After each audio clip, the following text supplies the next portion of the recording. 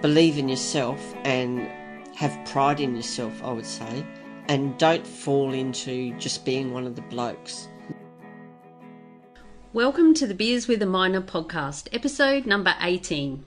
I am Mad Mumzie. For years now, I have been asked the same questions. How does a little thing like you drive those big trucks? You must be rich. How do I get a job doing that? Not everyone is cut out to be a miner, but why not? What is it really like, and what does it take to thrive and survive in this industry? Tune in each episode as I sit down for a relaxed chat, usually over a few beers with a fellow miner. Audio blogs are also shared, so you don't have to read. Now let's dig in. Get it? Dig? Mining? Ah, crack me up. This week I have Lyn Olsen on the podcast, and Lyn began her mining career as a breakfast cook way back in 1986 and ended up as a laboratory supervisor. That's 30 years ago. A lot has changed since then. As a lady who forged the way for many of us today to work in male-dominated industries, we dig into questions like, what challenges did she face? What was it like being one of the only girls on a mine site in the 80s, and much more. Lyn is also my mum. I am so very proud and honoured to have her as a role model and inspiration to keep going with all my dreams and passions. Welcome to the Beers with a Miner podcast, Mum. Lyn. Thank you, Leanne. Pleased to be here. Hope I can help. Oh, I'm sure that you can. Now, as this podcast is called the Beers with a Miner podcast, I like to start these happy hour episodes with my guests sharing their favourite beverage and also their favourite time to enjoy it. It could be a beer, wine, spirit, or perhaps even a cup of tea. What is yours? Well, it's definitely not a cup of tea at this hour of the night. It's 5 o'clock somewhere, as we all say, but it actually is 5 o'clock at the moment, I think. My beverage of choice is a glass of Shiraz, red wine, which I love, and it's from the Barossa Valley in South Australia, of course. Of course. Yeah. It's winter at the moment, so I like to drink red, but in the summer I like to drink a nice Sauv Blanc, nice white chilled wine, and that suits me just fine. You don't have ice in your wine, do you? No, unless it's a 40-degree day and they say drink it at room temperature. Well, that's far too hot. So I don't really put ice in it, but I like it chilled in the fridge.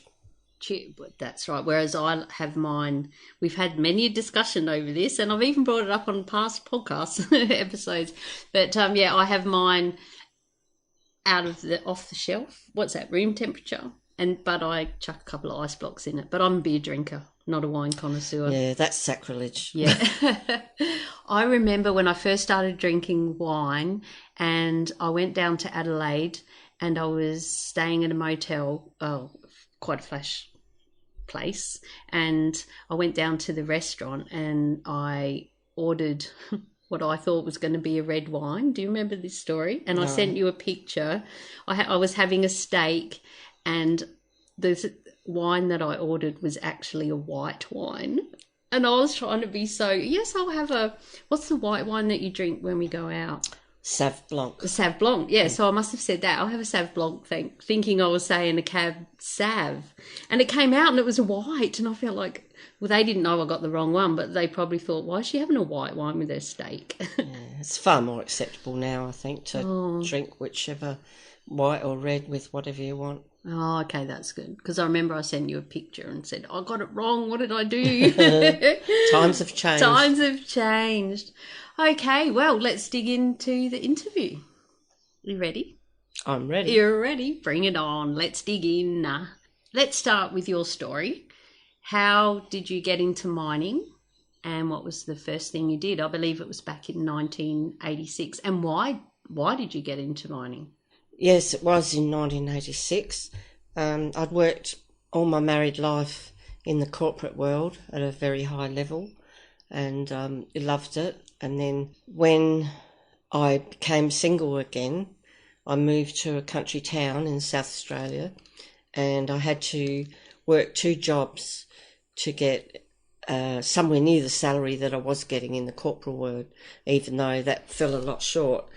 And one day I was working in the bar, which was my second job, and these 4 or 5 neatly, nicely dressed young ladies came in wearing the excellent gold bracelets and the right haircut and all the rest of it. And I thought, I wonder where they work around here. So I asked them, and they said, we work out at the local mine. And my ears pricked up, and I said, what do you do out there? And they said, we're cleaners. And I thought, cleaners? Because back then I thought cleaners were on pretty low salary compared to what I had been on. And we got talking, and I asked one of them, I said, if you don't mind me asking, what would you earn a week? Or what would you take home a week? And they said, well, we take home $500 a week.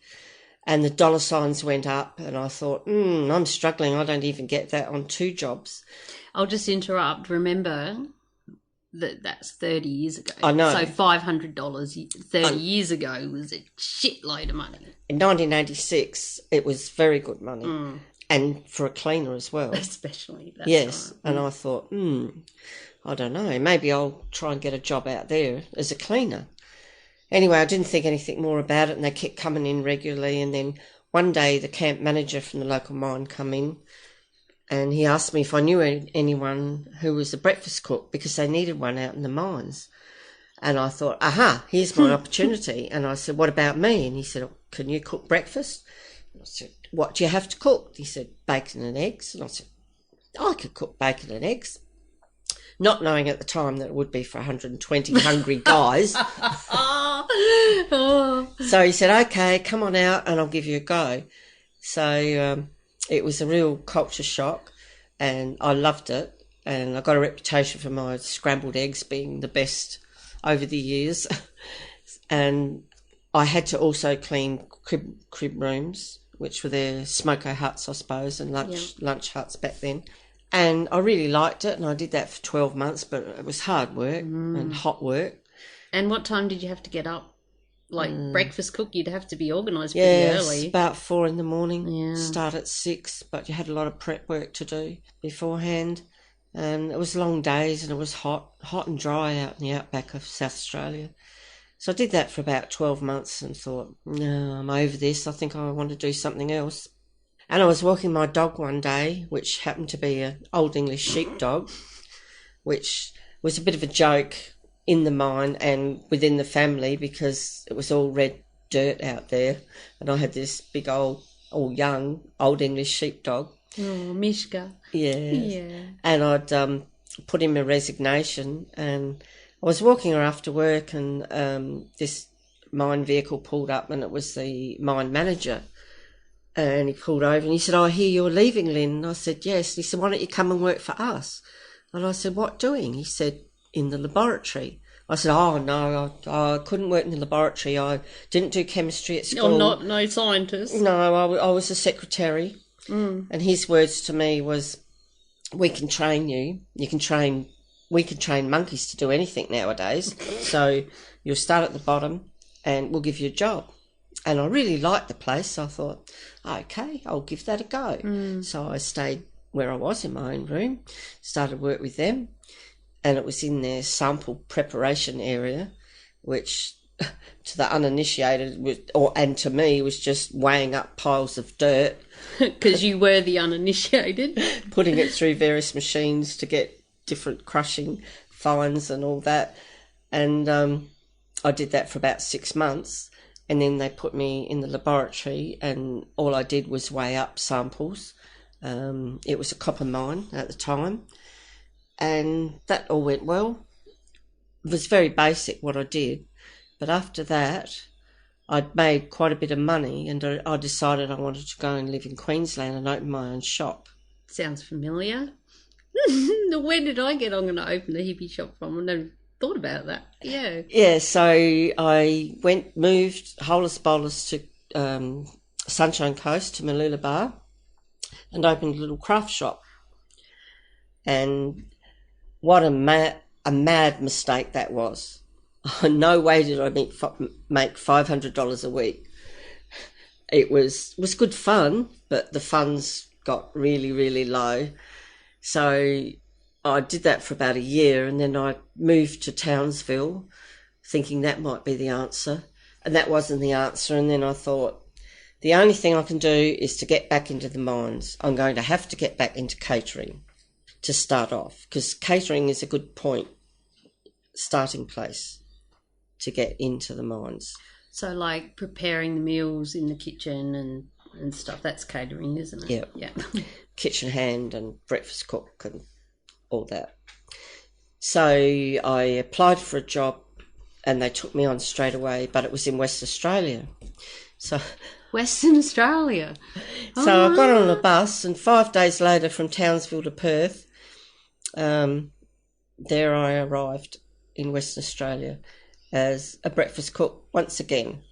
Had you ever been to WA? I had done with you, if you remember. Oh, yeah. For motorbikes. For motorbikes. Yeah, but other than that, you No. hadn't ever lived over there or worked over there or... No, we went over there for the national titles, didn't we? That's right. I remember going on the bus on the Nullarbor and brushing our teeth in bore water. It was disgusting. Yeah. And we liked West Australia, and mostly the southwest corner, which everybody knows and loves. It was great, but the mine I got sent to was nowhere down in the lovely southwest of Western Australia. It was out on the edge of the Simpson Desert, 12 hours drive from Perth. I won't name the mine, but there was quite a few it was a gold mine out there. So I started all over again as a breakfast cook. What a huge change from... Did you see that as a backwards move? Like you were a breakfast cook, then you got into the lab and stuff, and then you ended up back as a breakfast cook. How did you... Or were you just pleased to be back in the mining, back in the money? You gave your little shop a go... And there you were in the 12 hours from Perth on the other side of the country. Yeah, I decided hard work was the only way to go.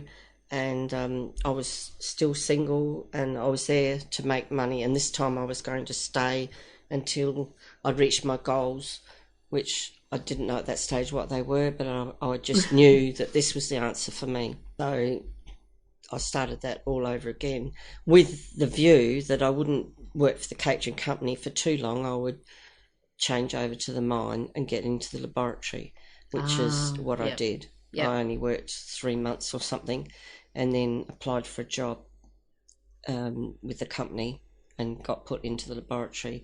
At the bottom, once again, weighing up. Which would have been tough. Yeah, it was But at tough. least you were back in the lab again. Yeah, it didn't bother me. I loved it. It was a terrific life. There weren't many women there, so I Did you have to wear a white lab coat like a scientist? Yeah, we did. Oh, you did? Really? Yeah, I thought you were so sure you were going to say no. I've never asked you that before. Yeah, we did until later on in the story. I decided when I got to be a supervisor I didn't like them, so we ended up with coloured coats. Surprise, surprise. Coming from, we won't. Spoiler alert. No, we won't say that. So you were back in the kitchen. Is this where the Silverside story comes from? Oh, the Silverside story. The Silverside story. Yes. I love this story. Please share it. All right. I was breakfast cook once again. Apparently my scrambled eggs went down very well, and amongst other things I got quite creative, and we had a fairly good budget for meals back then, a lot to play with. Anyway, the chef was going away for a weekend and he got me to cook the meals, and he left strict instructions on what I had to have and serve, and one of them was Silverside, which I didn't know at the time was supposed to last through about 3 meals. Anyway, I cooked this Silverside for hours and hours and hours my way. As you do. You make the best Silverside at home. Yeah, and the aroma wafted right throughout the mess, and everyone who came to lunch and what have you. It was going to be for tea that night, and everyone went, "Oh, what are you cooking?" Because I don't think they'd smelt that lovely aroma for a long time. I said, "Silverside." So they all come in and had tea. There was not going in for tea because there wasn't anything they liked. They all lined up for this Silverside, and then they were all making sandwiches for crib the next day. And anyway, it lasted through tea that night, And by breakfast time the next day, the whole lot had gone. And Word got out. And I did end up getting into trouble with the chef. What did he say? Because I blew the budget. But I didn't care. Everyone said to him, "Oh, you should get her to cook more often," which didn't go down that well at the time. Oh, because he's the chef and you were the breakfast cook. Yeah. Yeah, but anyway, that was all right. And then it wasn't long after that I changed over to the mine again and got a job in the laboratory. Back in the lab, yeah. Back in the lab, which was all girls at the time. So, true. Yeah, it was great. There weren't many females on site. Can you talk about that? Because this is 30 years ago. Was that a common place for the women to be in the lab? Yeah. What else were they usually doing, women in those days? Well, there was 2 or 3 worked in admin. There was about 3 drove trucks, not very many of them. Yeah.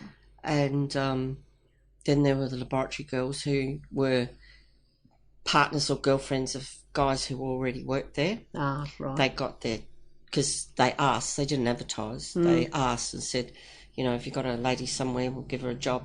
Yep. And we all sort of learnt like that. Yeah. And it was great. But I think there was 8 women all up and about 150 guys in that mine. Wow. Yeah. It was not quite the 20% women by 2020 target that they're heading for at the moment. Like, not even close. No. It was, and it was really tough back then. There was a lot on you. You got so much attention put on you all the time. You're in the spotlight because of these guys. Because why? Because there weren't many women. Yeah. And plus the roster was not real good. And what roster? 6 weeks on and 1 week off. Holy crap. 12-hour days. And it was pretty tough because it was really, really hot out there. What sort of temperatures when you say hot? Because I haven't worked over in the Pilbara or WA, only in Queensland and New South Wales where it was freezing. Well, one day it did get to 52 degrees in the pit. Oh, gosh. And we had a couple of drillers actually pass out. Oh, yeah. Down there. Because you're in all your PPE. Or did they used to wear, I hadn't thought of this question, did they used to wear shorts or long pants or no long short pants. Sleeves? No long pants. We wore shorts and tank tops. Yeah. In the lab and a coat if we were working with chemicals. If we weren't working with the chemicals, if we were out the back weighing up samples, we didn't wear a lab coat because it's too dusty and dirty and that. Yeah. So and it's white. It's too hard to clean. Yes. But no, we just wore shorts, which, thinking on it now, what everyone wears. And working with the dangerous chemicals, it just wasn't on. It was amazing that we didn't get accidents and burns and things like that. That's right. And then there's a couple of little burns here and there, but not much. Yeah. And has that affected your skin much? Like, does it go away, or when you get what sort of burn is it? Acid or something? Yeah, it's an acid burn. I've got a nitric acid burn there. We did wear rubber gloves when we were handling the acids, and we wore safety glasses. And that's about all. So what was the nitric acid used for? It was used in the chemical process to find out how much gold was in a sample. Yeah. Could you see the gold? No. Oh, so there weren't big nuggets coming through that you weighed up like on a scale? No. Little ouncy thing? Just looked like dirt. Oh, and it boring. wasn't until it went through all the processes and was assayed at the end did you get a result. But you had to be very, very particular and very careful about everything you did because the whole mine, this particular mine, there was 3 pits and all those results came from the laboratory as to which ones they were going to dig first or next or what was going to happen. So the results had to be spot on. So you needed good people in there. There was a lot of good people in there, but there was a lot who wanted to do shortcuts and things like that. So we just had a little pause. La, la, la. Cheers, Mummy. Cheers. Enjoying this? Yeah. Yeah. So we were in the lab. When I suppose they're called samplers, would drop off pallets full of samples that were in calico bags. I can't remember. I think they were about 5 kilo. It's a long time ago. Yeah. Were they in pounds or kilos? Kilos. It It wasn't that long ago. And they're on pallets and all marked at which pit and all the rest of it. Yeah. Yeah, we had 4 or 5 guys worked in sample preparation, which was the dirty part of the lab, and the girls worked in what we called the wet lab, which was the final processing. When the pallets came in, all labelled, and each bag was labelled with a sample number, they had to be loaded into an oven for 12 hours to be dried out. And if you opened the bag and looked at it and felt it, you'd think it was dry, but it's not. It's not dry. It's classed as a wet sample that had to go in the oven. Well, to keep the process rolling, because it was a continuous 24-hour process, we worked day and night, and the lab had to keep going to keep the whole mine going. So you did do night shift? I did night shift, yes, as well. And to keep the boys out the back on night shift busy, I used to drive the forklift, which was a bit of a laugh because I was hopeless, and load these pallets into the up onto a deck and then into the oven. So it was pretty hot, hard work.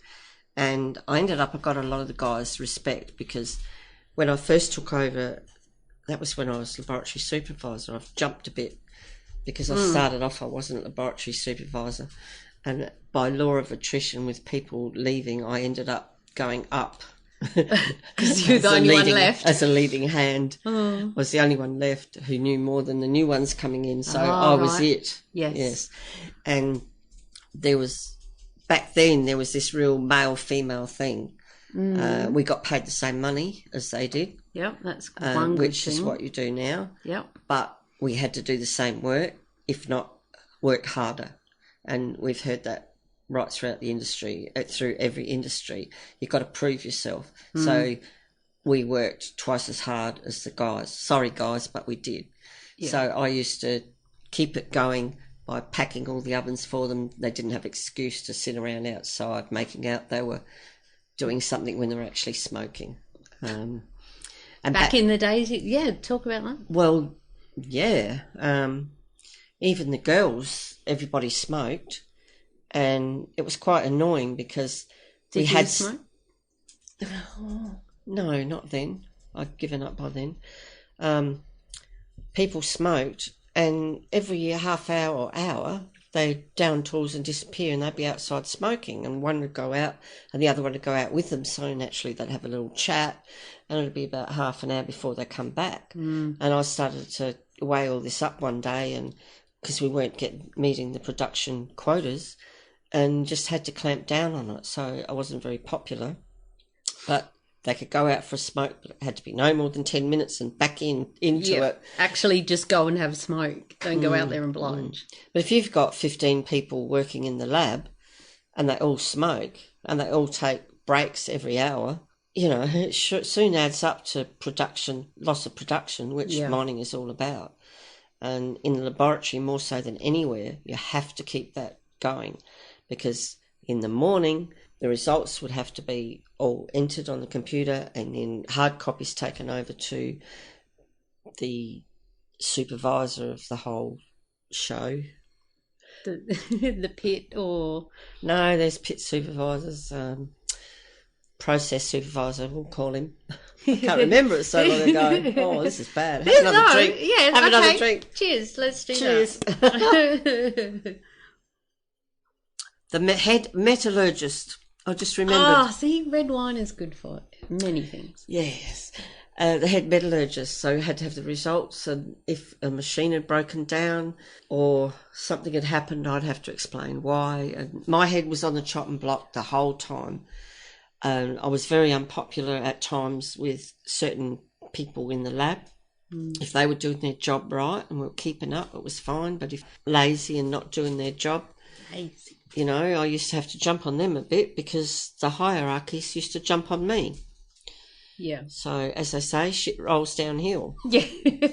Usually it's, in my world, the truckies are at the bottom.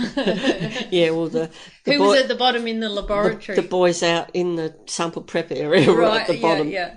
Were there ever girls out in the sample prep? Oh, you started out there, you said. Yes, I started out there, mine. and your sister, my daughter, Dione. Hard Hat Mentor. Yes. Beers with a Minor.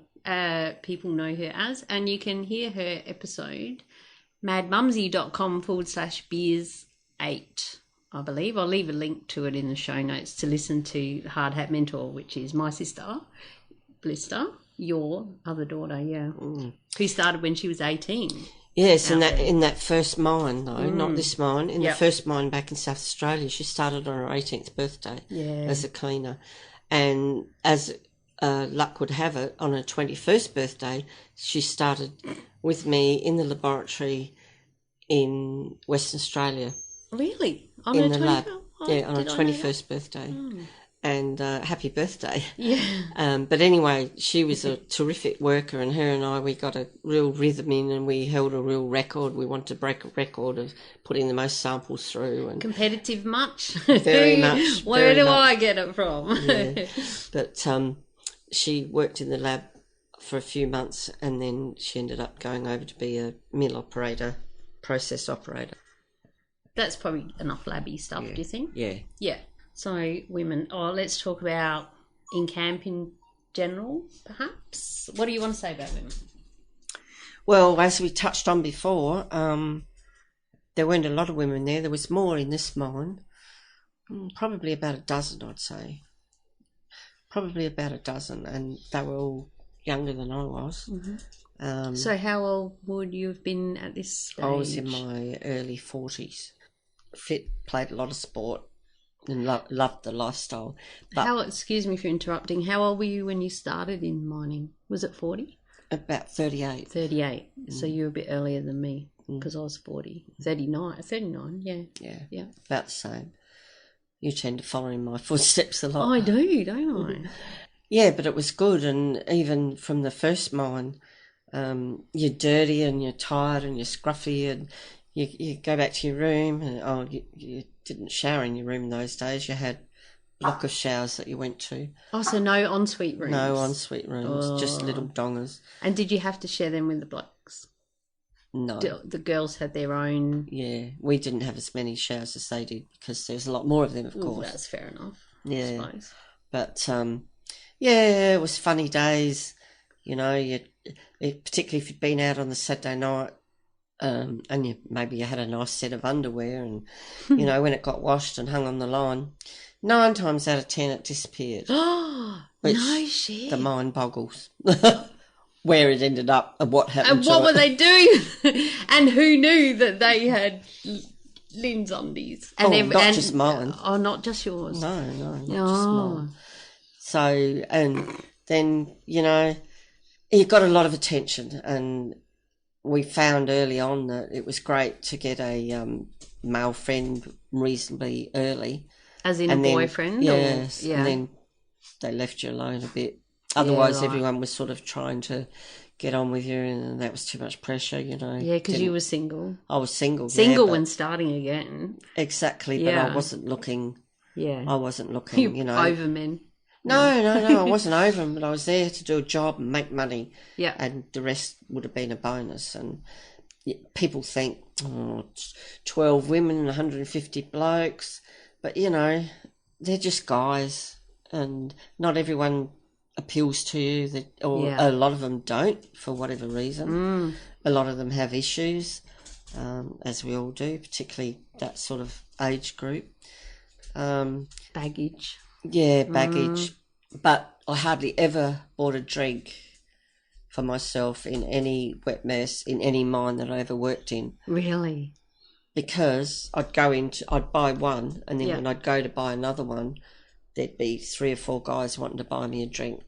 So you weren't sitting, like you were prepared to buy a drink? Of course. You didn't go there going, right, he's going to buy me a drink now. No, I was quite shocked. And because you had plenty of money yourself. Yeah. And in the first mine, there wasn't even many seats to sit on in the wet mess back then. But whoever was sitting on a seat jumped up when I walked in. Here, Lyn, you can sit here. And I go, all right, because I've been 12 hours. Oh, I'm exhausted. So did you have to stand up? Never. No, I mean at work mainly. Yes. Like in the lab 12 hours, all the time. As breakfast cook, Yep, all the time. all the time, on your feet, 12 hours. Oh, bugger that. Yeah. Not like sitting on your butt in a truck. No, and even as breakfast cook and then in the lab, we didn't stop. It was very, very hard jobs. Any kitchen hand or anyone who works in catering will know it's hard work. It's not a easy meal, you've got to work hard. And if you're not prepared to do that, well, just don't do it, because you just can't hack it. Yeah. I sometimes think driving a truck would be easier, but it's just never been my thing. I just wrote down to ask you, were you ever tempted to get a job driving a truck? No, never. Funnily enough, I thought it would be boring. I used to watch them going round and round and up and down all the time, and I think, because I used to like to use my brain back then. As opposed to now? As opposed to now. I just thought, no, it's not for me. It's too boring. I couldn't do it. Too monotonous. I liked something happening all the time and have to buzz around and be on my feet, not sit down in a truck all day, every day, 12 hours. And I've never regretted that decision. But you and other people have told me that it's not boring. It's not monotonous. Well, it can be. Some people find it very boring and can't hack it, or just whinge their guts out about it the whole time. But you, as Mad Mumzie listeners know, that you make your own fun. You've got to be there, plan ahead, learn something, study something, plan for your new house, draw. While you're in the truck. While you're there, doing. How do you think I've ended up with 4 brands and a podcast? Well, the jobs I had back then, there was no time for any of that. Half the time there was no time to even have lunch. Oh, really? So we used to get half-hour lunch break. 1 or 2? 1. In 12 hours? 10 minutes for a morning crib, and that was about all. Yeah. But it was just go, go, go all the time, and all you wanted to do at night was fall into bed. But having said that, we didn't do that. Did you do? Well, the girls from the... I have heard plenty of these stories too. Yeah. Fortunately, we had to walk past a wet mess on our way back from the mine, back to camp. I'll just interrupt. Just to explain for some people who might not know, you might have guessed by now what a wet mess is. Wet mess is where they sell alcohol. Yeah, it's like the bar. Yeah, the bar. Yeah. But they call it the wet mess, don't they? Strange name. Yeah, and the other one, what is it, the mess or the just dry mess? Yeah, that's where you have your meals. That's where you have your meals, yeah. But the way it was set up in this second mine, you had to get to camp, you had to walk past that wet mess. And different ones were there earlier than us, guys all drinking, and they'd say, who want a drink? You want a drink? You think, oh, yes. They're hot and dusty, have a drink. So you'd sit and have a drink. And then 2 hours later, you'd still be there after 12 hours, or 14 hours, I suppose, by the time you got up in the morning. And the mess was right next door, so we'd send someone in to see what the meal was for the evening, and if it wasn't any good, we just used to forget about it and just stay there. Consequently, even on a Tuesday night, there'd be a party on, people would just happen, and someone would go and get some spirits, a bottle of bourbon or whatever, and you'd just keep going to about 9 or 10 or something, then think, whoa, I better get home and have a shower and do it all again tomorrow. So did they sell bottles of bourbon there in the wet mess? Yes. True. Sold spirits. Not anymore now. I don't know, a few camps you get your 3 light drinks per night, that's it. Oh, no. Yeah, you could get times whatever. Have changed. Yes. $1 a can, I think it was. Was $1 for a little half bottle of wine. What did you used to drink back then? Moselle. So what? Still wine? White wine, yes, yeah. And I had another little Moselle. I remember you drinking Moselle. Yeah, I had another little sideline going. I used to cut people's hair. Share that story. They were, because they were out there for 6 weeks. Invariably, they need a haircut. Some people used to not have a haircut when they're on break, so they'd save it until they got out there. And I wasn't a hairdresser, but someone asked a question one day, could you cut my hair? And I said, I'll give it a go. Because you used to cut Dad's hair, didn't you? Yes, yeah. Back in the day. Yeah, I could do it good enough, I thought, for them. But I used to say, but it'll cost you. And they'd say, how much? And I'd say, cask of wine. So they used to give me a cask of wine or a 6-pack of beer, and I used to put it in the bottom of my wardrobe. And I had so much in there at one stage I could hardly hang my clothes up. Yeah. And it was the same if they wanted a beard trim, but I didn't really like trimming the old beard because they were all a bit fussy about that. Yeah. But yeah, that was good fun. Do you think some of them, I've got to try and put this delicately, just wanted a little bit of Lyn attention? Come and play with my hair. Come and cut my hair. Yeah. Yeah, there was probably a little bit of that. Oh, dear. Yeah. So when you were out there, that's when you met your husband now? We'll move on to that? Yes. Yeah, because I seem to remember him telling the story of, I'll bring a 6-pack, and you said, don't bother, and opened the wardrobe door because it was full of grog from the haircuts. And I'm still cutting his hair 26 years later. Yeah, 26 years. He's awesome. Yes, people come and went all the time, and from the mine. And this one day, I remember it was a Friday night, and Friday nights were always pretty big because you had to put a carton on if you'd done something wrong during the week. And they actually did put the carton on, didn't they? Not like nowadays they say, oh, that's a carton, but not always it gets given. Everyone would save it up and put it on a Friday night, and sometimes it'd be 20 or 30 cartons. Geez, she must have been going down. Oh, yeah. Then sometimes someone would just put some on because why not? Yeah, or someone's leaving or whatever. Yeah. It's just a good excuse to let your hair down. So when was this, sorry, on a Friday night? Friday nights was that. But as I said, any night of the week. Well, that's it, because it's not a Monday to Friday job, is it? So it's Groundhog Days. And when you're out there 6 weeks, you've got to make your own fun. It should be in this bag. Just a little interruption there. My daughter's dog just ate Nana's lipstick. I'll get a beer while we're up. You good? I'm good. You good? Where were we? Do you recall? So one night we were all sitting around having drinks, as you do, and there was a new guy had turned up on the bus, and he happened to sit next to me and chatted away, and they're always a bit strange when they first get there because they don't know anyone, so I talked to him, as you do, and he started telling jokes not very long after he sat down, and he was hilarious, and I remember cracking up at these jokes, and then everybody started telling jokes, so he fitted right in, and that was the beginning of more than a friendship, as it turned out. Yes, and after how many years? 26 years? 28 years. We've been together now. Wow. Yeah, but we worked together. He ended up getting a transfer to the laboratory after we got together. I'd known him for about 8 months, I think, just as a friend.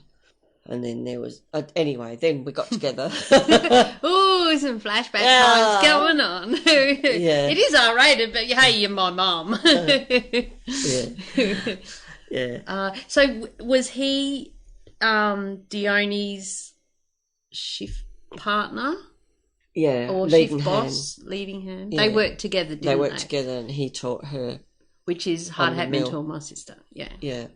And then when we were together, he got a transfer to the lab, and I taught him everything I know. Oh, and how did that go for you? Oh, very well. Going to work was excellent. And I didn't quite mean that bit. No, he was really good in the lab, very precise, but slow. And he'll probably laugh when he hears that, but he knows he was slow, and I had to keep revving it up him to keep things moving along. Is that because he was so meticulous, precise, like when he cooks? Like everything he does. Yeah, so weigh this up, do this, measure twice, cut once. Yeah, anyway, which is a good way to be. He got sick of that after a while, wanted to hightail it back to the plant where he didn't have to work so hard. Ah, right, yeah. They don't work, well, sorry guys, but they don't work as hard over there as well. Yeah. They didn't have to keep things going as much as quickly as we did. Yeah. You know, they had to stop tanks overflowing and keep the process going, but they weren't on the timescale that we were on. So in the plant, it was more fixing things when they went wrong, was it? That's a question, sorry. Yeah. Whereas in the lab, it was constant, get this done, because the figures have to go to the boss to tell them where to drill, where to dig, where to blow up. This is gold, this isn't. That goes to that dump, that goes to the waste. Yeah. Where does the good bit go? The crusher? Yeah, the crusher. Yeah. Have you ever poured gold or seen a gold pour? Yes, I've seen it poured. I haven't poured.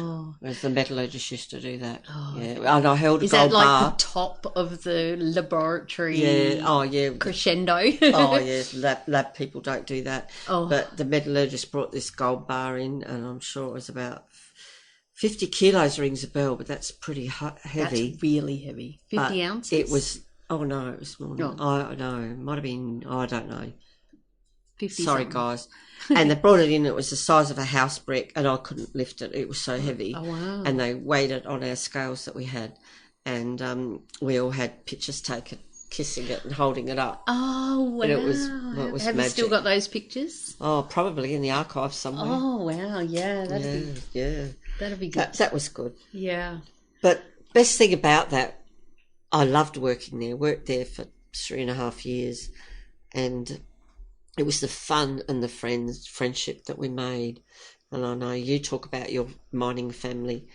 That was a mining family, and when you're with them for 6 weeks at a time, oh my God, you go through all their problems and your problems and your ups and downs, and you really get to know people.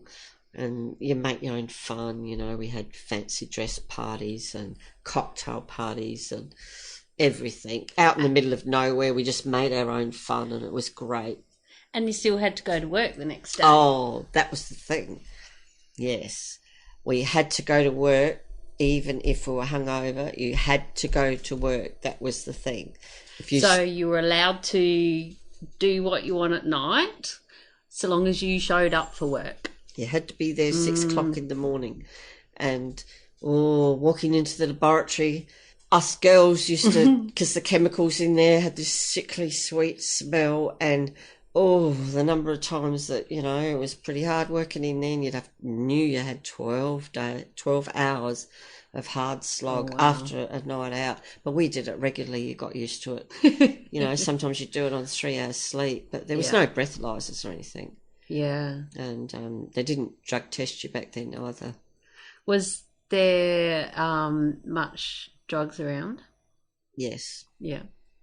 Yes, there were drugs around. And there were probably incidents, but I don't know. A lot was swept under the table back then. You know, people got a slap on the wrist or whatever. It was just about getting the job done. As long as the job was done and you didn't wreck the machinery, you know, that you're operating or hurt anyone. It was all right. We used to get lectures about it, but we used to go in one ear and out the other, and particularly on the weekends, because all the bosses used to hightail it back to Perth. So they did 5 days a week. Oh, like a real job. Yeah, and there was no bosses on site at all. There was the next person down, who generally was just like the rest of us. Yeah. It was good fun. Yeah. Good fun. Happy days. Oh, and good camaraderie. And were there ever, silly question really, of course there always would have been, but times where it gets a bit nasty and feisty and with certain people on crews and things? Did you ever see any all-in brawls or anything like that? No. Never. No mass orgies? Well, no. There was a lot of good parties. Yeah. A lot of good parties. Yeah. So and the guys could party, and just so long as there was a few women there, even if they weren't sort of with them, it just happened, and everyone was good, you know. It probably made it feel like living. Exactly. Not just having a few drinks with the blokes, you know. Like if you're at home and you're at a barbecue and you've got other people's wives are around and stuff, and it just makes it, and because, you know, we're nice and fun and change. We don't want to move dirt all day or Well, you moved in the lab as well, and just did different stuff with it. Yeah. But, you know, there was always loud music and lots to drink, and sometimes we'd dance, and I used to think, oh, I can't believe I'm doing this after 12 hours all day on my feet, but never mind. We used to somehow. And it's came now, as you know, that the workforce, they're trying to get a lot more women in because of that settling down factor, that the blokes are better when there's women around. Yeah. And it was a lot harder for them back then because there weren't very many of us. And you had to be a certain type of person to work in the mines then, female. So what sort of women were working out there then? Was it a good cross-section, or were there only mainly certain sorts of people? Well, the truck drivers were pretty, I'd call them butch type, real strong butch type people who you could never see working in an office or anything like that. Tomboys. Kind of one of the blokes. Yeah, one of the blokes. Yep. Definitely one of the blokes. Yep. And they never ever got offered a seat in the bar or anything. Oh, right. Because they used to go in there straight from work in their work clothes, and they acted just like one of the blokes. Yep. But the females who, particularly the girls who worked in laboratories or were cleaners or whatever, used to go back to their room and wash their hair and get changed and go in there looking half decent. And you got treated differently, for sure, with respect. I don't think I ever got anyone not treat me with respect. Wow. As far as the male-female thing went. There's a couple of guys that I didn't really like for whatever reason, but which I won't go into, but nobody ever really gave me a hard time. No, it was great. Were there any women who went the other way and doled up and they were out there, you know, like sleeping around and stuff? I'm sure there'd be a bit of that. Yeah, mostly used to be the cleaning staff, believe it or not. Catering type people, I suppose. Were a bit like that. Not to a great extent. The ones who worked for the company, not the catering company, but for the mining company, no, most of them weren't. Most of them ended up with boyfriends. Yeah. And that settled that side of it down. Were there any husband and wives out there who, like, came as a couple? Yeah, there was not very many husband and wives. There's girlfriend and boyfriend type. Because there's quite a few of those now out in the which mines. they didn't really like hiring because if one left, the other one left. And you'd lose two from your workforce, and it was hard to get someone else. Did they have a couple room? Or, yeah. Or a house? Or because somewhere you were working, they had share houses, didn't they?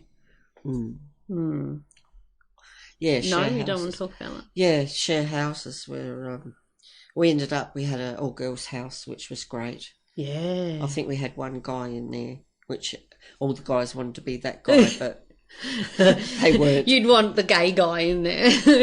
Well, yeah, he was different, put it that way, not one of the blokes, but the girls' house.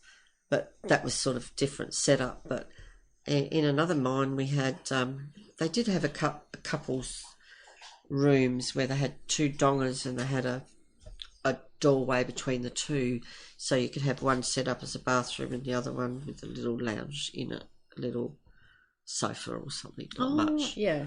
Not really couples oriented at all. Yeah. No. But you made the best of it. Yeah. Just going back to rosters a little bit, and you did night shift, you said. How did you go sleeping during the day? Did you have any strategies to help you sleep, or what happened there? You're rolling your eyes at me.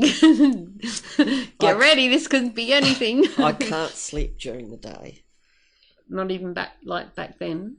No, I terrible sleeper during the day.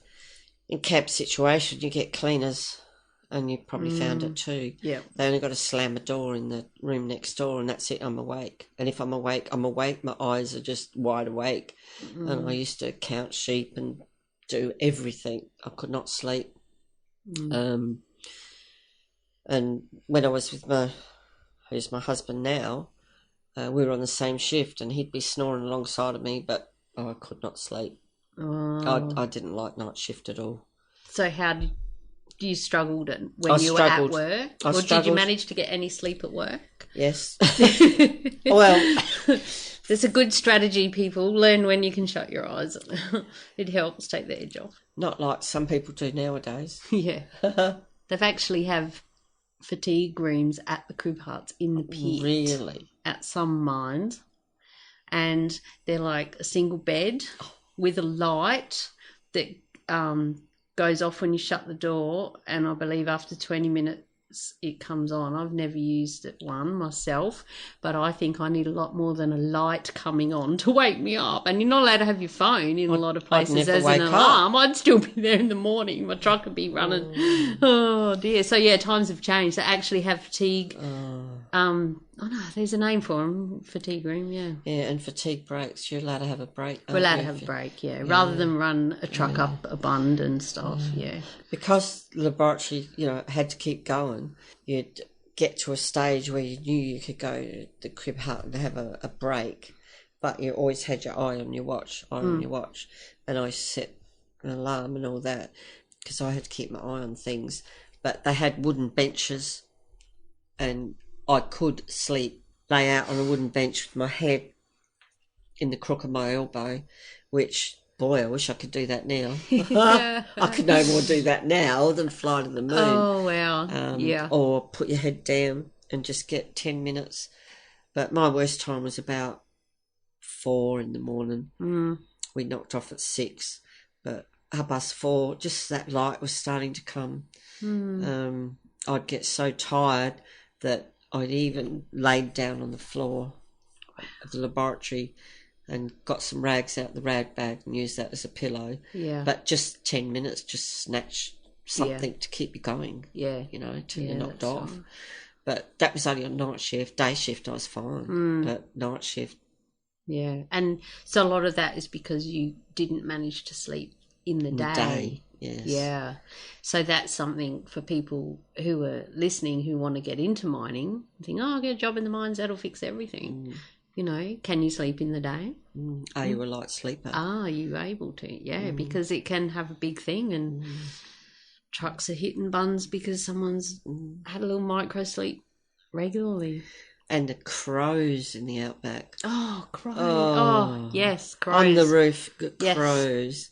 You think it's someone trying to break into your room. They are. And they're pulling rubbish out of bins, and another place had galahs and cockatoos and everything. I even got up and recorded them on my phone. I'm like, how am I meant to sleep in this? It's ridiculous. Yeah. It's funny because I used to be so fatigued on night shift because I didn't sleep during the day, and yet I could have 3 hours sleep on day shift and be hungover and still get through the day. Because the sun was up. Sun was up, yeah. Could do it. Yeah. But see, I found I'm a little bit the opposite, that I can sleep in the day, no worries, and that as soon as I see the sun start to come up, I get excited and it wakes me up because I think it's getting closer to going home time. But I've heard a lot of people have said, and they keep saying it as kind of an affirmation, as soon as the sun comes up, I'm buggered. That's it. That's when I start getting tired. That's right. Oh, well, stop telling yourself that, mate. Yeah. At least start telling your brain, the sun's coming up, I'm going to wake up, Like you're talking yourself into it, aren't you? If you're saying that for 20 years, sun's coming up, quick, get tired. But, from 5 o'clock onwards, it was full noise having to get the results ready for the metallurgist. You had to be on the ball then, and then go and do it all again, and then not. So I think we did 2 weeks of night shift. I was going to ask you that, rosters, yes. 2 how weeks. That worked. And had a pajama day, a day off. Oh, a whole day. Yeah, which, we had a beautiful swimming pool, and we always used to go to the pool. Oh, nice. And, I went through, some guy was, do you want to hear the funny story? Of course I do. Yeah, one of my mates was going through a divorce.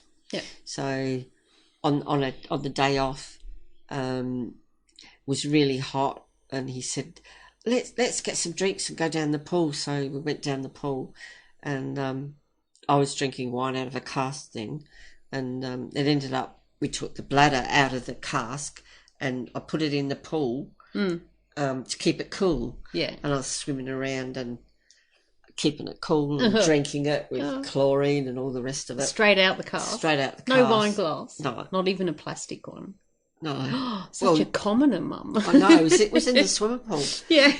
And I remember this particular day, we worked out, we spent 7 hours in the pool because a big dust storm come over, and at the end of it they used to have a pull-out cover on the pool. Well, that was sort of at the end all the time, rolled up, and we pulled it out a little bit, and we were under there still drinking, and he was going on about his divorce, and I was giving him, I must have been giving him very good advice, I think, or just listening, I don't know. But, yeah, bit of both. Yeah, we're both like wrinkled old prunes by the time we bet. come out, but we had a great day. Yeah. A great day. So is that what pyjama days were like usually? Yeah, get on the piss at the pool. There's nothing else for anyone to do. Yeah. Even the guys, you couldn't go anywhere. There was no town worth going to. Yeah. No town worth going to. The nearest big town was 450 k's away. Yeah. That's a bit hard to do there and back in the day, which had done. And then you're supposed to be refreshed and ready to go to work because you had your day off. Yeah. Yeah. So we just made fun while we were there and talked about what we did on our break. When you first got back from your break, you talked about what you did. That's what we did. And then you went through 3 or 4 weeks, and then all you did was look forward to your next break and what you were going to do on your next break. Yeah. What's on this break? See, I go through that, but I do it in days, not weeks. So the first day and couple of days you're catching up with people, what did you do last break? And then it was, and then, what's on this break? Yeah. But you did that in weeks. Yeah, and right throughout the whole mine, because there was laboratories, I'm not admin, they only worked 5 days a week, but laboratories and plant operators and machinery operators, and everyone was on, although they were all on 6 and 1, there was always people coming and going at certain stages throughout the roster. Yeah, so there's always someone down in the dumps because they'd just come back from, we've got 6 weeks to go, or others were, yay, we're going soon. And it's like that now, but I think nowadays, looking back on it, I think it was a lot harder what we had to do, but we had a lot of fun. Things were more fun. You were allowed to have fun. The blind eye was turned to a lot of it, as I said, as long as you turned up for work in some sort of shape without messing anything up. It got by, People were reprimanded if they didn't come to work. Because there was still a line, obviously. There was a line, yeah. It was just a lot further along than the lines are now. Oh, yeah. I think safety-wise, what you guys do is a lot better now. It's a wonder there weren't a lot more accidents back then, really. Even the clothes we wore and everything like that. Yeah, and no sunscreen. Did you have sunscreen? No. So that's a big part of wearing the long sleeves is skin cancer. Which I'm starting to get the odd one now. But that comes from youth. Back then, back in the day, sunscreen I don't think was invented. It was called baby oil. I knew you were going to say that. Wow, I can't imagine that. Well, I can because I've seen you do it. Lay out there with baby oil on. You just couldn't do it. Just sizzled and fried. Yeah, it'd be crazy.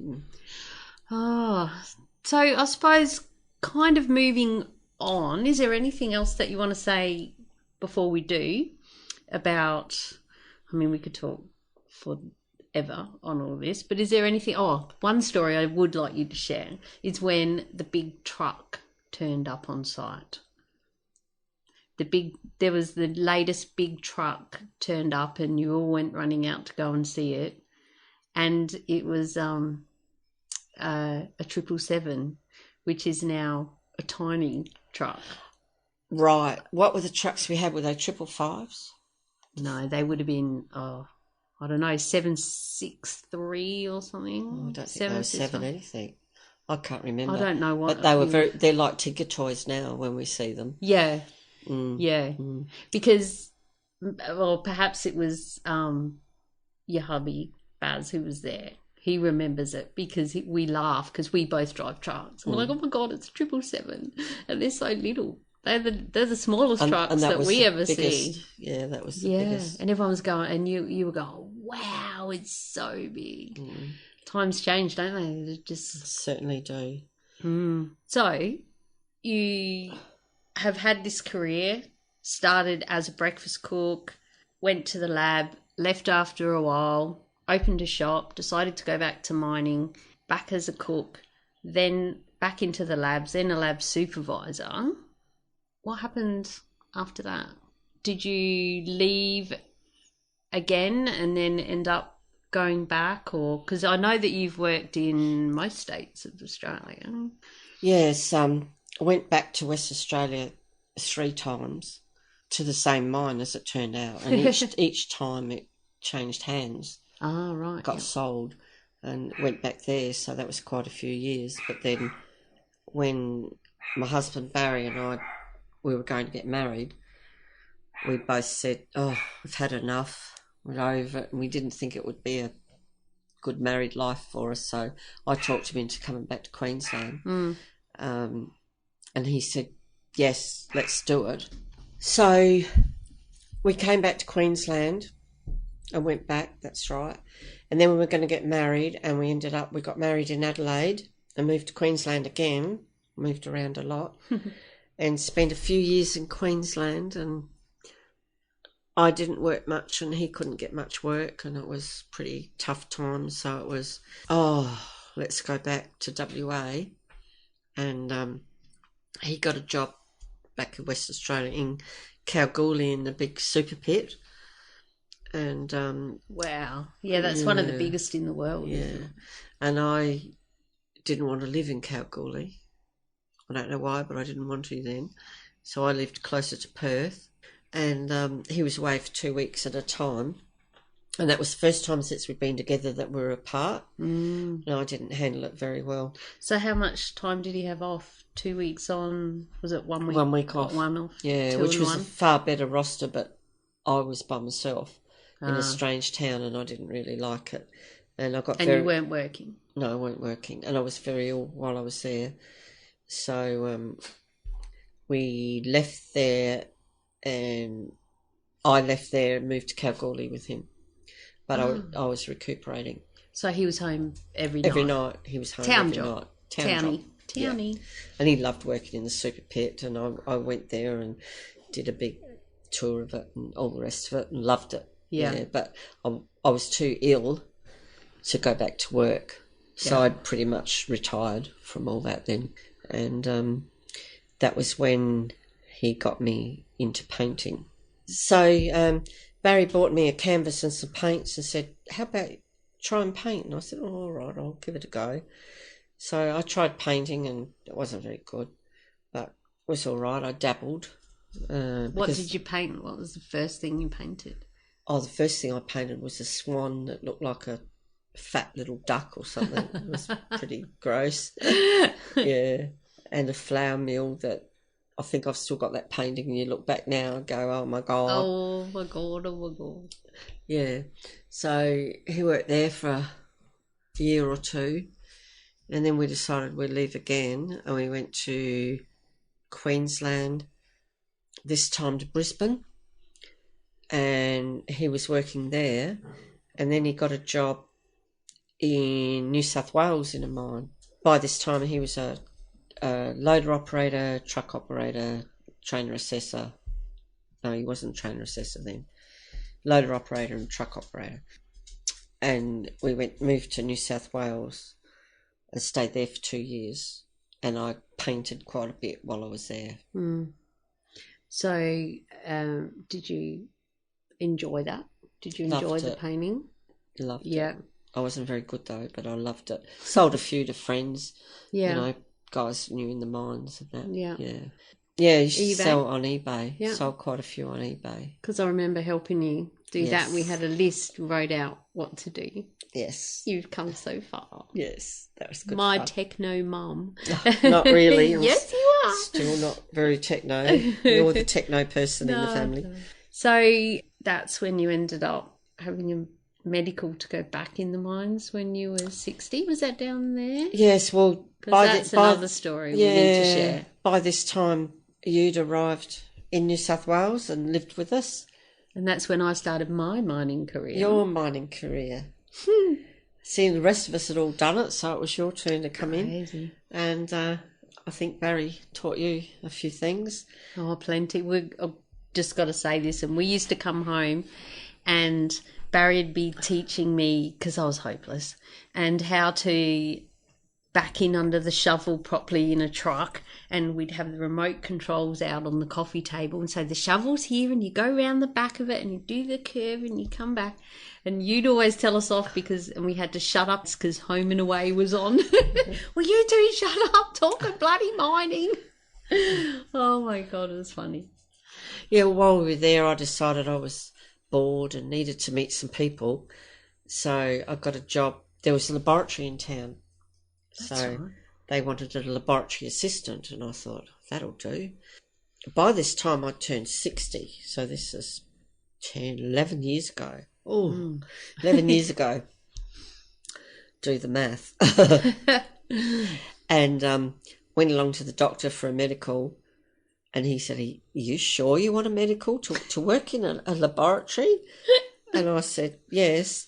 And he said, you know I can fail you if you don't really want to work in the laboratory. Are you being made to do this? I said, no, I'm not being made to do it. I want to do it. Yeah. And I didn't need to do it. You know, Barry was earning enough money. There wasn't a money problem.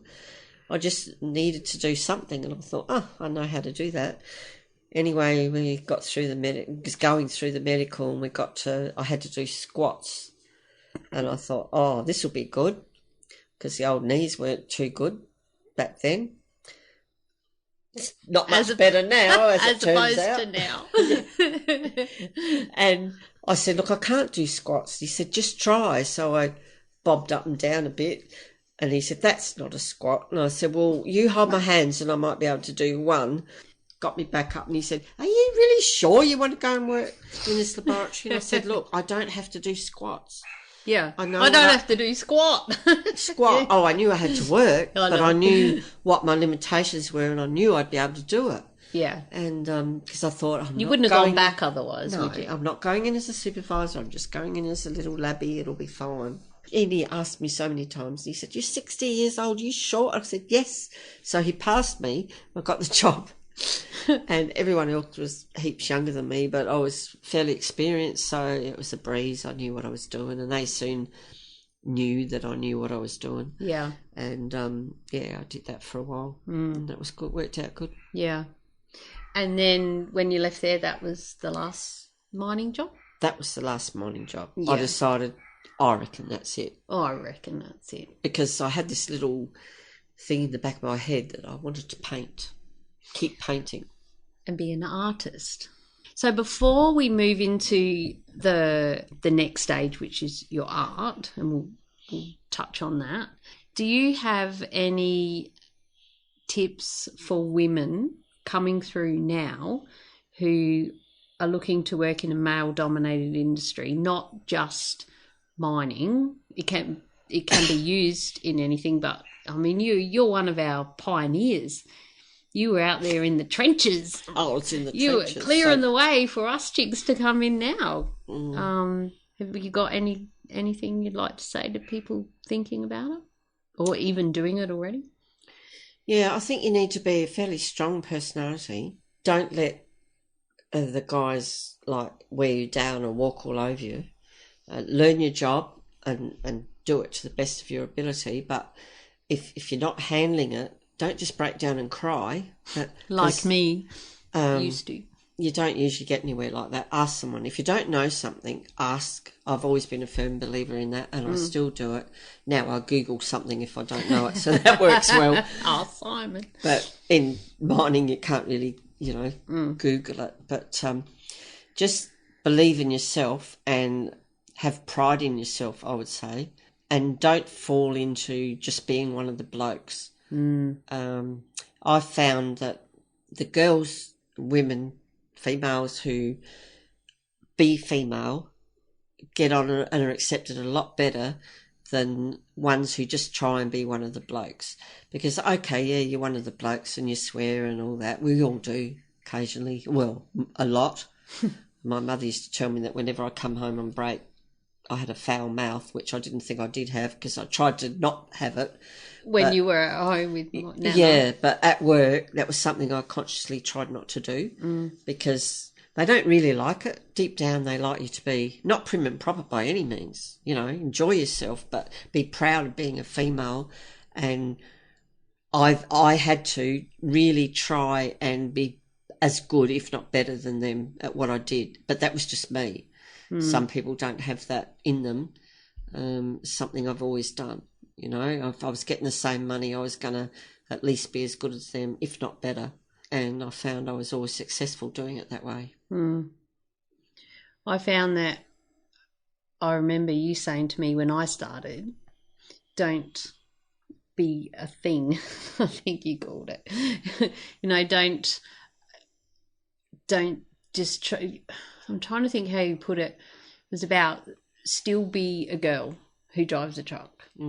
So you don't have to be one of the blokes. But I know that that's kind of where I started because I've always been tomboy anyway. And I think I've kind of come full circle. I used to pride myself because I could swear along with the best of them. Whereas now I really do try to not swear as much. And okay, I swear on this podcast sometimes, and sometimes it's bloody well needed, you know. Exactly, yeah. For emphasis, at least use it instead of a joining word, which some women and men do. So there's a balance to everything. And I guess I've grown up too because I've been doing it for 12 years now myself. And I think the other thing is, because you will get attention, certain girls who look different than others get more attention than others. Don't let it go to your head. Because a lot of blokes out there, guys, whatever you like to call them, and maybe not as much now because particularly over here in Cole and the rosters are so small, they're not so lonely. But when it's a big roster and they're a long way away from home, they just really, really want female company, and you have to learn to be nice but firm and pretty much don't be a tramp or whatever you like to call it, because they don't think anything of you anyway after that. You've got to have self-respect. Yeah. And if you can have that self-respect and your own morals, you'll go a long way. And ultimately, they respect you for that anyway. Yeah. And that's what I try to bring up, instill into you and into your sister. Well, and especially, and Dione did talk about it in our interview, where she was 18. The only clothes she owned were shorts and stuff. Yeah. And she didn't even realise what she was putting out at that stage. But and you were there. You would have had to have talked her through all of that as well. Yes, and protect your daughter. I was like an old mother hen. Oh, yeah. And she was probably very lucky that you were there too. Might have been a different story. Never thought of that before. I don't think she would have started there if I hadn't have been there. Wouldn't have been in her radar, I don't think. Probably. Not really. Not at that age. And nowadays, as I said, it's a lot easier because there's so many more females in the workforce, and it's great. Yeah. You know, we had to go through a lot. And now laws are that they're not allowed to harass you. They're not allowed to say certain things to you. It's, what do you call it? Sexual harassment and discrimination. There was nothing like that back then. Nothing like that. And you had to rise above it somehow or tell them where to go, which is mostly what I did.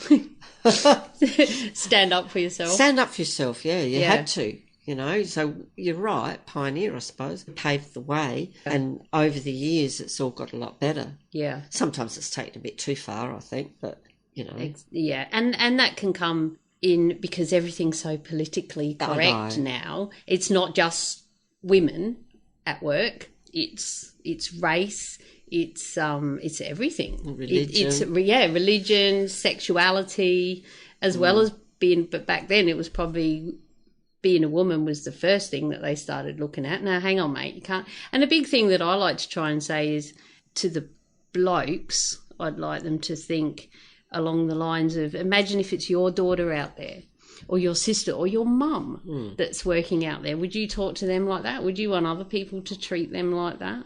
So, and it has changed even in my 10, 12 years, as you know, and then in your 30. So that's a good thing. We're on the right track. Yeah, well, back then there was a lot of guys who left wherever, Victoria, Tasmania, anywhere on the east coast, went over to the west. They left a failed marriage behind, and they just wanted to lose themselves out in the desert and make money. And a lot of it was, with some of them, not all of them by any stretch of the imagination, but you did come across the chauvinist ones where it was, oh, you bloody women, you know, you bloody females, this and that. And I made a point of, oh, you wait, you'll end up being a mate of mine, you know, and prove to them that I wasn't like that. Yeah. And not all women are like that. Not all women are like that. And the same with men. Not all women are like that. Men are like that if you've been burned for whatever reason. Yeah, you get burnt and you do put people in groups, you know.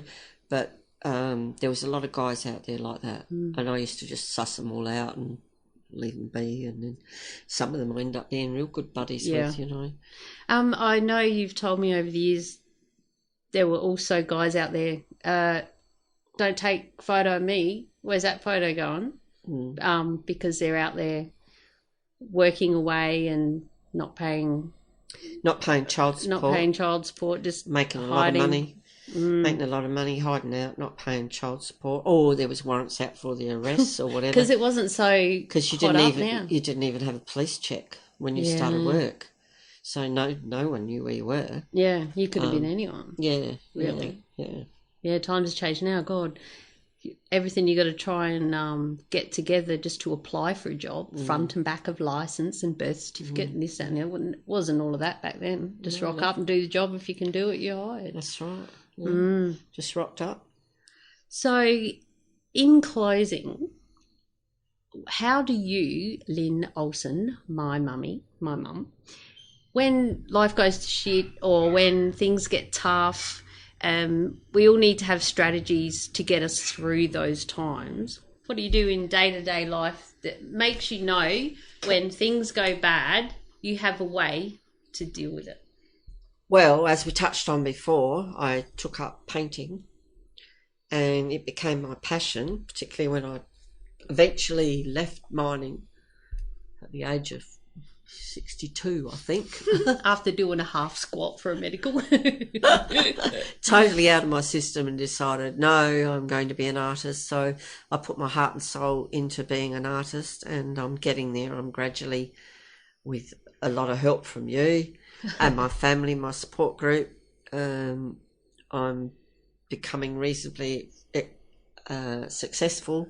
So I go to my happy place, and I suppose what you're trying to say is, what is your happy place? Yeah. And my happy place is my studio down in the backyard, surrounded by my art, music on, fan on, because we're in Queensland. If it's too hot, the aircon, but I don't use the aircon much. It's usually just the fans and the music, and I just paint. And I'm totally engrossed in what I'm doing. And I just forget about it, whatever it is, bills, health, family problems, whatever. Yeah. And that's how I de-stress, because I'm really, really happiest when I'm painting. Oh, that's lovely. And I'll add some photos, if I may. Do I have permission? Yes. Of the studio in the show notes, which can be found at madmumzie.com/beers18. That's the number 18. Now, you're a little bit famous. You're being very modest in this. You were on the Colour in Your Life TV show. For those who may not know, perhaps you don't know, it's the show that's on the telly where the guy is on a Harley and he rocks up and he interviews artists around the world. And you were on that show. Tell us a little bit about that. Yes. So exciting. That was exciting. Back in Perth once again, but this time. How many times have you been over that Nullarbor? Well, Barry is West Australian, so we tend to go back for family reasons. Yeah. Plus, Dione, my daughter, lives over there, so we do go back. Yeah, the Nullarbor, this time in a caravan and on holidays. and the TV show was being shown over there, being filmed.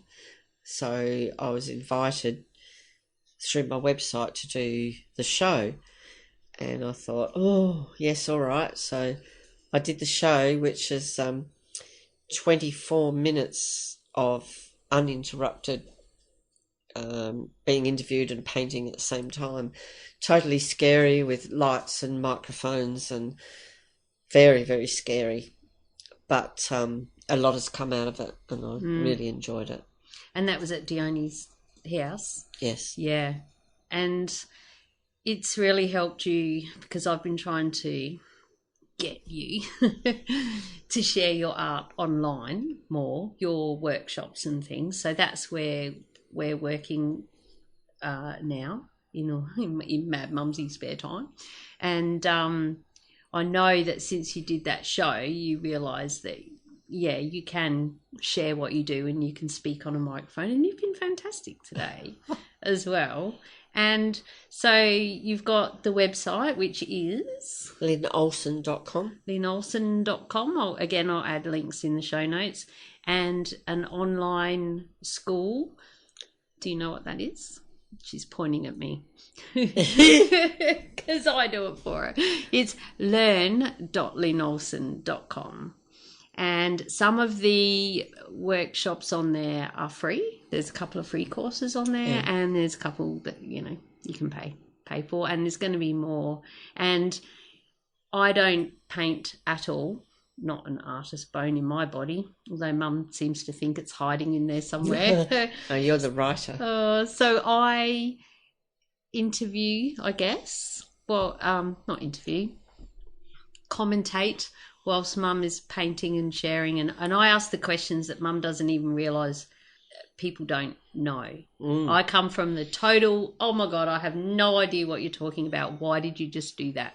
What is this again? What is that? So, and it's a little bit of fun and banter, and we have lorikeets and rainy days and stuff. And so we're really enjoying that, and that's what we're working towards. Yes, and my artwork is very contemporary. I found when I did the Colour in Your Life show, I painted coral reef scene, and it's done very well around the world. Up to this point in time, there's been 29,500 hits. Oh my God, on we're going to YouTube. 30,000 soon. We better have a cheers on that. Cheers. Oh, that's awesome. Yeah. And because of that, I've been invited to go in various publications, art publications, and I won an award this year for Contemporary Artist Award, Top 60 Masters. Nice. And this was a worldwide award, which sort of blew me away a bit. Is that where you were going to go to France? Yes. And go to the castle and get rewarded? No, that's not the word. Awarded. Get awarded. Awarded and stuff. But yeah, you couldn't get over there. No, we decided not to go because it was just after the Paris bombings. Yeah, I'm so glad that you didn't go. Yeah, and it was in a chateau in France, which in other times would have been unbelievable, but we chose not to go. And then since then, there's been the one in Nice and various other things. So we tend to, I think, want to stay in Australia at the moment. I think that's a good idea. But I've was invited to be represented by an art gallery in Miami, not Miami, Australia, Miami, Florida. Well, not Miami on the Gold Coast. Yes, there's a Miami in Perth, or Mandurah as well. Oh, and there's one on the Gold Coast? Yes. Or did I make that up? Yeah, I think so. Oh, yeah, right. Yeah. So the real Miami. The real Miami. Yeah. And I'm represented by that gallery at the moment. So I sent a few paintings over there, and that went well. And then I was invited to show in New York in a group showing. So they went to New York, and that was rather mind-blowing. Wow. And then from there, I was invited to show in Italy and so on. And so it's continuing like that at the moment. So, yeah, it's doing really well. I'm loving it. And it's something I can do now that I'm older and not as mobile as I used to be, but I can keep doing it and I love it. And that's where I'm at this point in time. And it's fantastic. And I'm really excited about the online workshops because we've got a lot more to share yet. And That's you right. also do workshops in person, not just online. But that's lessening now Yeah, I because do. of travel and Yeah, stuff. yeah. I keep getting asked to do workshops around Australia. Latest one, I've been asked to do one on the Gold Coast, so that'll be good. Yeah. And just see how they come and where I'm at the time as to what I do and how busy I am. Yeah. But yeah, it's going really well. That's And I can see fantastic. me doing it forever. Forever. Yeah, of course. With forever. my support crew, yourself mainly, and my husband Barry does all my postage and packaging and shipping and stringing of paintings. And He's awesome. He's even got his own little course on the school. that's right. Yeah, of how to string your painting. And he's a born trainer, teacher. He is. He is. And yes, he is coming on the podcast. We're going to talk all about training. So in closing, if someone wanted to reach out and connect with you in regards to your art, what is the best place for them to follow and see your art and see what's going on? Well, I have a Facebook page, Lyn Olsen Art, and I also have a website, lynolsen.com. And for my online workshops, learn.lynolsen.com. And I'm also on Pinterest, Lyn Olsen. Lyn Olsen, she's looking at me with raised eyebrows because we've just cranking up Pinterest.